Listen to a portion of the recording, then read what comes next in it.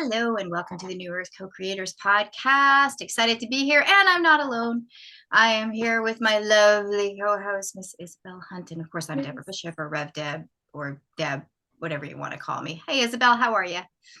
Much better. Better week, of course. So I'm excited to be back and be in conversation with you. So yeah. Likewise, I kind of stepped in from walking dogs. I'm always so elegantly dressed when we do this. Well, I was just at school. I teach the kids at school in the morning, and so I just came back in as well. So Is it cold there too? Because it was it's really getting snowing right warm. now. Spring, spring was in the air. We have blossoms on the trees, and then all Yep, of a us sudden we have too. a freeze warning. It's like, But we saw that one coming. January, February was way too mild, and then we'll probably not have snow until May. well, maybe that's typical where you are, but this is not. This is not. No, it's not. But have you heard about the pole switch that is apparently supposed to happen? There have been a lot of geophysicists who have done research over the last 10 decades. And according to their research and their data, I forgot his name, it's a German geophysicist in particular that I listened to. They are indicating, the data is indicating right now that we're very close to a pole switch, which is not normal. It happened before numerous Mhm, times, just not within our generational memory that we can mhm. remember. So it's not anything, that's out of the ordinary. It's just that time. But when that happens, it happens gradually at times, and that can impact the weather. So we're seeing that, now pretty much winter into May. Um, the southern hemisphere is extremely hot, and all of that is moving. But he said that it can happen at any given time, that it just switches real fast, and that's usually when the most chaos happens, Woohoo! because Yay! the magnetic force is the lowest, the weakest at the time of switch.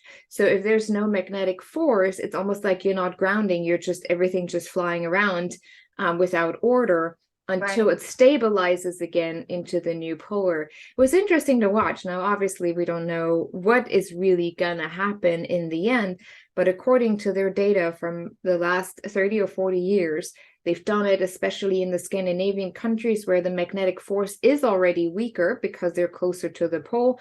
So they have actually indicated what happens when the magnetic force is actually weaker. It means that, like, all kind of, he said, I cannot explain it to you, and I'm not necessarily a spiritual person, but it's definitely spiritual, because we have done things like resources and experiments where people were in complete environments where there was no magnetic force at all, and suddenly their intuition went way up. They were Hmm. able to communicate telepathically with each other, and all these interesting spiritual gifts. And so the interviewer asked him, he said, so what's going to happen when it switches? And he's like, well, that depends on the consciousness of the people and how they experience it and what they get from that. Isn't that always the way at the end of the day? There's Yeah. never, it's always about the consciousness of the people, which is a lot of what we talk about here, and I think there's some real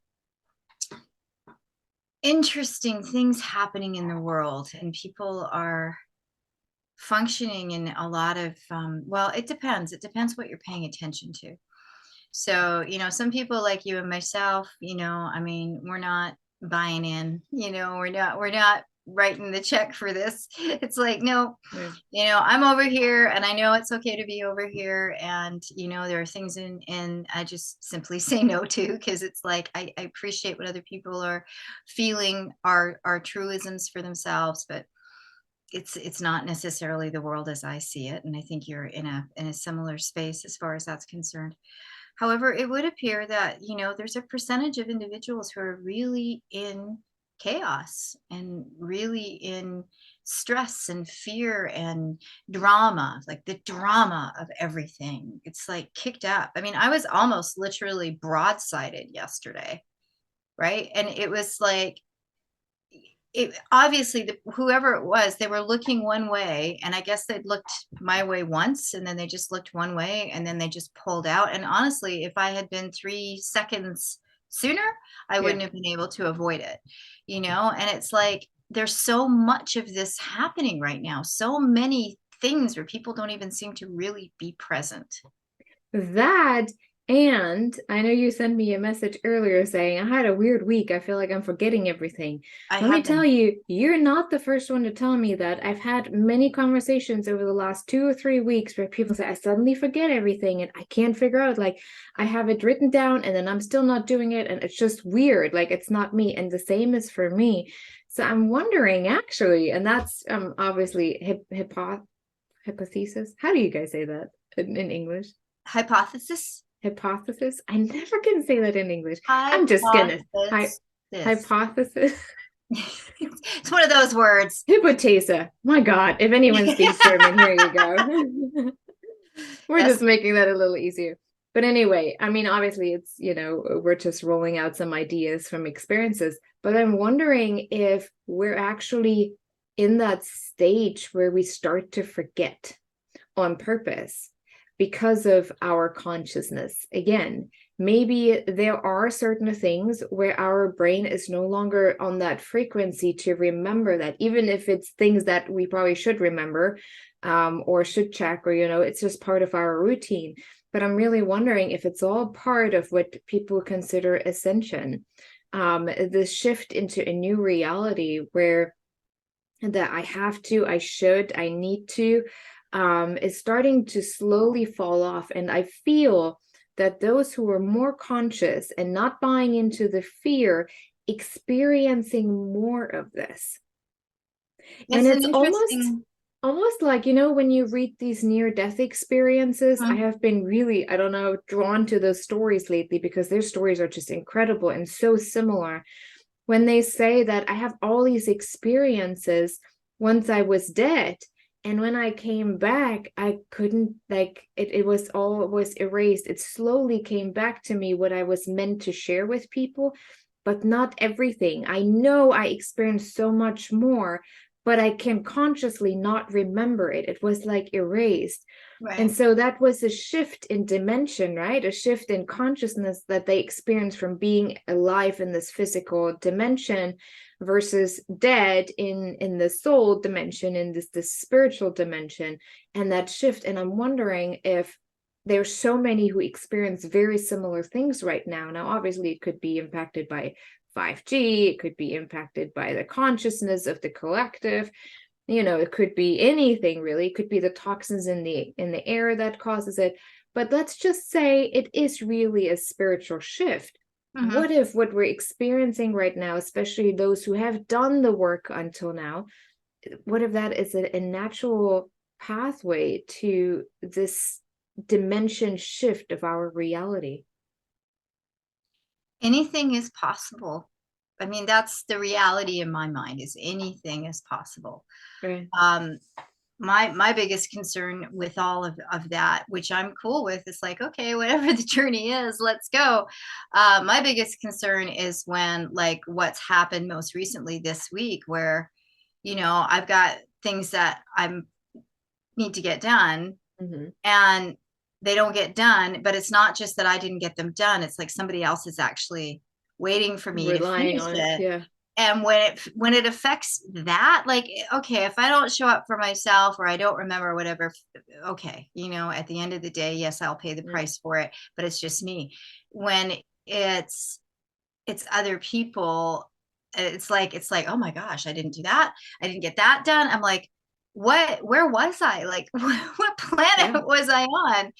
And that part for me is a little bit distressing. Like, I don't really care for that, because if I say I'm going to do something, I really want to get it done. But then the brain just sort of is lapsing into something else. And it's been really interesting. I mean, I've had this, whatever this is, I don't know. I'm not so nasally as I was last week. Okay. And it's slowly going away. And apparently there's some kind of sinus thing going on. I have no idea. But it's been really interesting because I have very much felt so different in my body. Like, Mm. it's one of the things that has been happening, is I'm feeling so different in my body. And that's happened over the last couple of weeks. It happened sort of before I wasn't feeling well. But then as I started to not feel well, it's like, okay. So it's like, I know that I'm getting better because my energy is getting better. I'm sounding better. Certain things are improving. But I also know that I'm getting used to feeling how I'm feeling. Not because I'm feeling my body entirely differently. I had an experience last evening where it was like, I've, this has just never been how I've ever experienced this before. It is like almost completely surreal, except I was present. I was there. I was definitely Hmm. in my body. Right. So it's like all of these things are happening. And, and like I said, anything is possible. Anything. Because that's literally the way that I feel. Well, anytime we feel any different from what we normally experience ourselves to be, we start to compare, right? Because it's our human mind. Like the Absolutely. brain just works that way of like, oh, this doesn't feel normal. This is not how I have been feeling before, especially when you feel worse, right? And then we start to think of the worst. I'm like, oh, what is this? And what if that? And this and this. And then we think of history. And I know you don't really have your house history No. either. And those kind of things, it's like, wow. And then you wonder, um, I actually have felt the opposite, where I felt like I should have felt worse, because of what I went through last week, Hmm. but I didn't.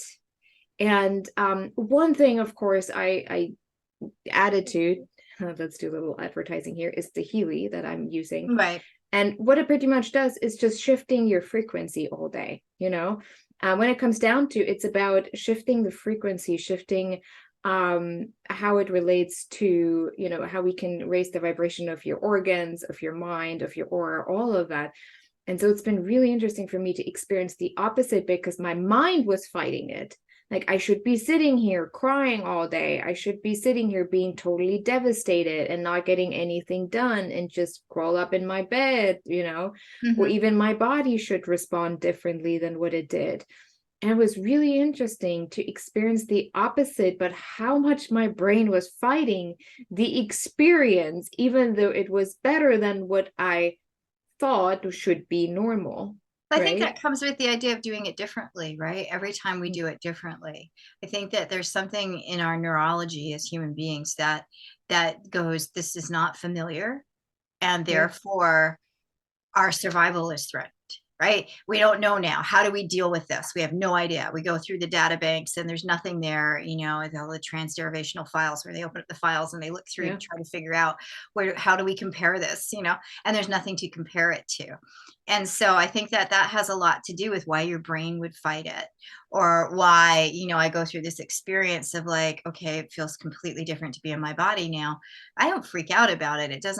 That's not the way it goes for me, but it's like, what I couldn't figure out is, was it because I wasn't well, or was it because something else shifted?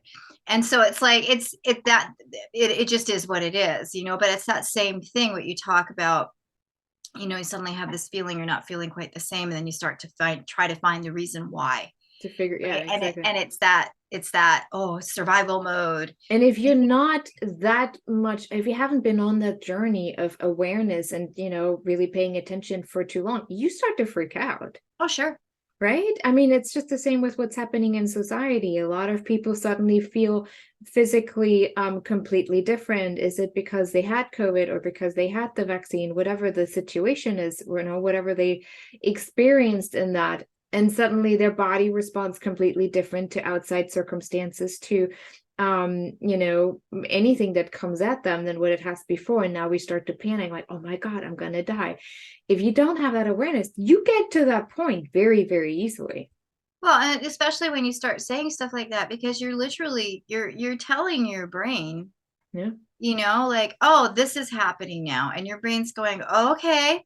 It's not disagreeing with you. Your brain won't sit there and say, if you say, oh, this must be happening, so we've got, I don't know, Anne over here, and Anne's not feeling good, and Anne starts freaking out, and Anne starts thinking maybe it's Yeah. X, this awful X disease, and the brain goes, okay. It doesn't try to talk her out of it. It starts to figure out like what that is. Yeah. right?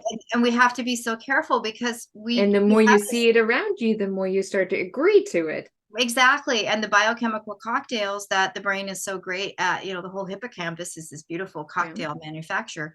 It's like it sends whatever into the body that we're asking for it to send. Yeah. It's like working with a lot of women, which I've done on, and I did for several years on just body image, right? Not diet, but body image. And it was like telling them, of course, wanting to eat healthier foods, healthier lifestyle, all that kind of stuff. But it was also about self-love and self-acceptance, Mhm. right? It was like, okay, if you're ready to love yourself, ready to accept yourself, one of the Yeah. most amazing things was that a lot of the women experienced dropping 20 to 30 pounds without changing anything, just through the self-acceptance and the healing of the Very true. wounds, right? um at the same time, though, there was also this thing where I said, okay, we're eating healthier and so forth, but what happens when you have a moment and now you have something in front of you that you're like, oh no, this is like, I can't eat this or whatever. What happens if you actually start to tell your brain that this is actually good for you, and that this is healing your body, and that this is moving you in the direction of your health and everything that you want? Like, if you actually told your body that, your body would actually start to agree Yeah. with you and start to work in that direction. And they've done scientific studies where people have literally, like, they're eating fast food and they're in absolute health because they're completely focused on letting their body know Yeah. that this is providing me my nutrition, this is providing me my health, this is providing me balance and all. Now, I say this as a caveat, please do not go out there and start doing that kind of stuff. These types of studies were very focused, and the people who pulled this off were people that was literally all they were focused on. There was nothing else that they had to focus on other than that Hmm. food and working with their food. It's like the hermit in the cave. If you go into a cave and you start focusing on manifestation of something, and that is all you've got to focus on, there's nothing else. The phone's not ringing, the kids don't need you, you don't have to go to work, then yes, of course, your brain steps up and things work in Different you ways. become Yeah. that beautiful manifester. You become that beautiful, missing the word. Anyway, Alchemist. alchemist. Thank you. That's what I was looking for. However, please understand, we don't live in caves and we don't live in this place where that's all we get to focus on. So we have to find a balance inside of all of this. That's true. It's interesting because I just got a message from one of my closest friends last night, like late, and she's like, you know what? I was never fully aware, but this just really, I just heard that phrase and it just really stuck with me. And she posted, or she wrote it, and she said, the body follows the mind. I mean, I knew this, but I never consciously was able to comprehend it.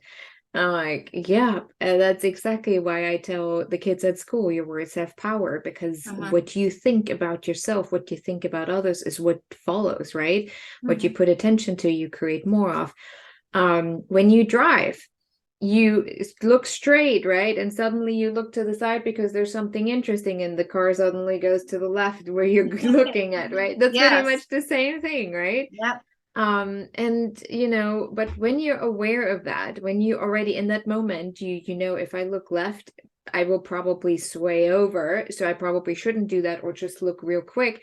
We already have this awareness that this could happen. So what if we have this awareness within ourselves, where we know, oh, if something shifts or changes within myself, this is my default, this is my go-to, and how I think about it. Okay, now I have the power to choose. Do I really choose to be present to this and go into that feeling, into my default, or do I want to shift? Same Mhm. with me last week. Um I could have shamed and guilted myself that I should have felt differently in that incident, and yet I was aware of what I thought I should have felt, and so I was able to just sit in it and just be in it, and give myself that space to be in it, and just look at, why do I think I should feel differently than what I did? Mhm. Right. And a lot of people don't have that, and especially now, so much is being dumped on people. If it's, economy, if it's health, if it's the pressure of what to do with your kids. I mean, there's an additional responsibility that adults now have to keep their children safe, but don't even know how to keep themselves safe, especially spiritually, mentally, emotionally. And all of it is being dumped on.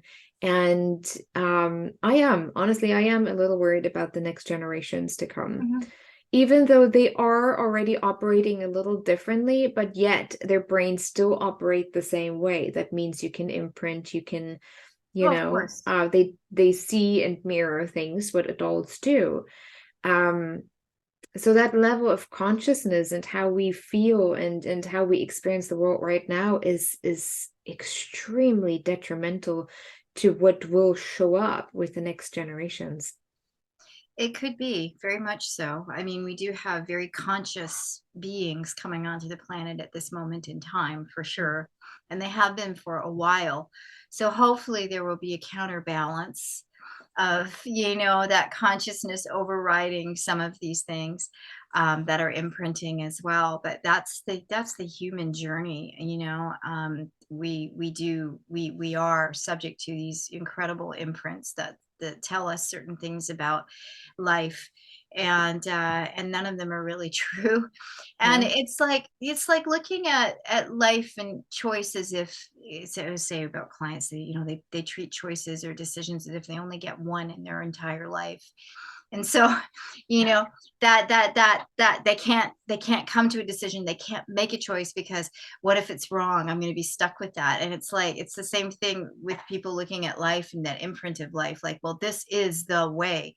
It's like, well, yeah, but what if this is just one way, right? What Right. if this is just a particular level of consciousness or creation that's available because you see it as such? What if you could see it differently? Could that become available? Right. I a couple years ago I had this really interesting dream. I remember exactly what happened, but it was so weird that I was sitting literally in the bathroom the next morning and I was like, what was that supposed to mean? Like, what was I supposed to do with that? And apparently, I was laying in a hospital bed and there was a woman there, and then there was a guy there, and he was blonde, he was good looking, but I didn't know him. And I woke up and I didn't know anything. Like it was almost like complete emptiness, nothingness. And I didn't know who I was. I didn't know what was going on. I didn't know who was next to me. And I didn't certainly know who that guy was. But the lady next to me told me that this was my husband. And I'm like, that's not my husband. And I couldn't even speak. I forgot how to speak, Mm. or what language I was even, you know, expressing. It was all just about feeling. And when I sat there, I woke up and I was like really like what was that about? Like why could I not express myself in words? And what I heard was trust your intuition, because I knew that I didn't know any of these people, that they were trying to put me into a situation. I have no clue what it was. But all I heard sitting there in the morning was trust your intuition, trust your intuition. And it's even now, if we it's almost like we have to force ourselves. I know it usually doesn't work when we force, but I'm saying that on purpose to make that conscious decision to say, I have to be still. I have to be still. I cannot I have to be the eye of the storm. We Mhm. have to be the eye of the storm to be able to control the storm. Because if we're part of the storm, we're just being thrown around, and we're never sure where we're going to end. Because, my God, if you take a tornado and you're a hurricane, you just end up somewhere. Right. Um, but if we can be calm, the eye of the storm, where there's this sense of nothingness, complete stillness, we can actually move and direct the storm. I've done it so many times in directing the weather. I've been able to direct tornadoes. I've been able to direct, weather patterns in general. Um, so it's really Well, interesting to make really it come warm, back for to. goodness sakes. I can't Bring quite that do warm. that. I can only do what is in the moment. What shows up in the moment. That would not be for the highest and best good. Of course. So usually it's just around me. There were two tornadoes supposed to come toward our house a couple years ago, and my husband and I, we sat there, we didn't panic, we just prayed. We sat in the middle of the storm and demanded Mother Earth to work with us. and they went 1 mile south and 1 mile north. Right. Now, obviously, it hit other people, but it didn't hit us. We Well, always and say, we if you want to never, be safe, come close to us. But yeah. yeah. Well, I mean, and this is the same thing for me. I mean, in the way that I hold space and protect my home and so forth, it's like, and I've always done that. And I literally had a tornado go through our neighborhood, and that the house I was living in at that time sat sort of kitty corner. Hmm. So it wasn't straight on, it was like this way. And this tornado came up the road and it went either side of the house. Yeah. Yeah. It broke and went either side of the house. And not saying it wasn't interesting to go through, but it was like afterwards the realization of like everything was fine, and nobody was harmed or hurt or whatever.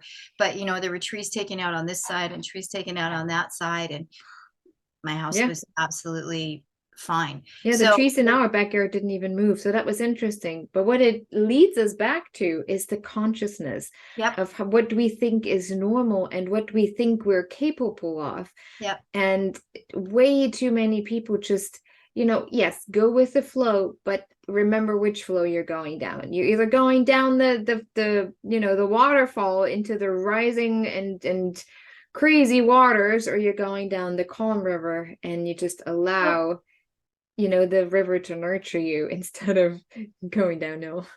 And recognize as well, I think it's fair to say this, it recognizes well how much generating fear has become big business, right? How much Oof, generating fear yes. has become big business. And I just want to actually dovetail on what you said, because I learned, when I'm walking my dogs. Now my little guy is 15, so he can stir it, like he'll bark and create Yeah. trouble, right? Because if he stirs, then the big guy's like, what, where? Yeah. He's always had big dog backup, so he's always had some attitude, right? But with Chooks, who I've had for a little while now, and got him as an older dog and it's a rescue and so forth. What's fascinating to me is this whole thing is like what you buy into in your energy. Mm. If I'm walking by something like a cat on the road or whatever, and I go, oh crap, there's a cat on the road, and I get a little tense or whatever. Of course, he's like, what, where, who, what, and Yeah. he's gonna. But if I actually am like, whatever, there's a cat, and I look someplace else entirely, and I'm not even like thinking about it at all. What's fascinating is that energy that he has is just whatever, and he walks by, and the only Yeah. difference is me, not him, me. It's the same So, with children. It's the mhm, same with children. They live up to your expectations. mhm, They usually take it a notch further and pay attention to what you expect from them. If you expect them to always misbehave and to always be in trouble, to always be sick, to have this going on, oh, they will create that for you so you can be justified in your thoughts and your feelings about your child. right, And especially the more difficult your child becomes, the less compassion you might have. And that's really guilt, and shame driven as a parent. You're like, oh my God. And then you make up stuff because if your child is actually physically sick, then you feel the sense of compassion again. And it's the same with the world, right? What we're experiencing, all of this is being dumped on and we're creating it. Like in that moment, we're like, oh my God, this is happening and this is happening and this is happening. And it's not just staying with us, it stays with everyone that surrounds us, right? We go right, into the environment and dump it literally on everyone else. And if people aren't conscious enough to recognize that, especially when people show up like that, especially when you go grocery shopping or anywhere else really, or when you're at school, um, you can get easily dragged into that. mhm, Even if you just get dragged down and you wonder, oh, why do I feel so heavy? Why do I feel so tired? Why do I feel this and that? And you wonder, and then again you feel differently, and then you wonder, that's not normal, like maybe there's something wrong with me, and you start to examine yourself, see how this is all that chain, how it's all chained together, and yeah, how everything is based on consciousness, right? What we said, that the consciousness with the shift of the poles, and he said, well, the way you're experiencing it depends on your consciousness. That's what it really comes down to. How much can you trust that what is happening can be for the greater good of all? yes, What if you trust that you can be okay through all of this? and that you will be okay through all of this. And what if you can even just be in stillness and in peace through all of this, even though the outside circumstances don't look that way at all? Right. And it's, well, how they look doesn't mean that it's truth. It's how they look. It's an appearance. Yeah. How much of the appearance are we willing to give energy to? And what if we could be around a lot of other people who are willing to take this on, as in the New Earth co-creators, as in the community that is blossoming. Because there are people here listening to all of this might not know anything about it. So it's newearthcc.org to go to, newearthcc.org. And there's also an event coming up with the Conscious Music for the People Festival coming up on the 18th. I believe it starts at 2 Eastern. So it goes from 2 until 5 Eastern. And it's online, right? Conscious Muse Collective.com. I got confused last time because we're .org, but they're actually Yeah. .com, consciousmusecollective.com. And that's also a consciousness. Like we're let's align with these things, and begin to like stick our foot in the water, like start walking in, like not just our toe, but our foot. Let's go, because time really waits for no one, as they say. And while time may be an illusion, it's the illusion we're all functioning in. So we need to take the action. It's time, right? It really is time, because considering what is happening in the world, if you stay in that storm, it will destroy you. But if you're able to step outside of it and just sit in the eye of the storm where it's extremely calm, you'll be completely fine. I call it surfing, because a lot of people think they have to hold on to something, and if you hold on to something, you get swept away. If you just let it go, let it do what it's going to do. It's like surfing the energy. It's like, okay, and finding that sweet spot and recognizing that life can be that sweet spot. And well, if you show up that way, you show up for other people that way as well. And it creates the power of connection, just like in my film, right? The power of connection. This is what creates true connection on a soul level, when we can and are in that space of complete surrender and trust. Awesome. Well, as always, it's such a pleasure, sweetheart. Always, always, always. And as you were speaking about, always remember, together we rise. So let's rise together. And I guess we'll see everybody next time. Sounds great. Awesome. Thank you. All right. Much love, everybody. Bye. Peace.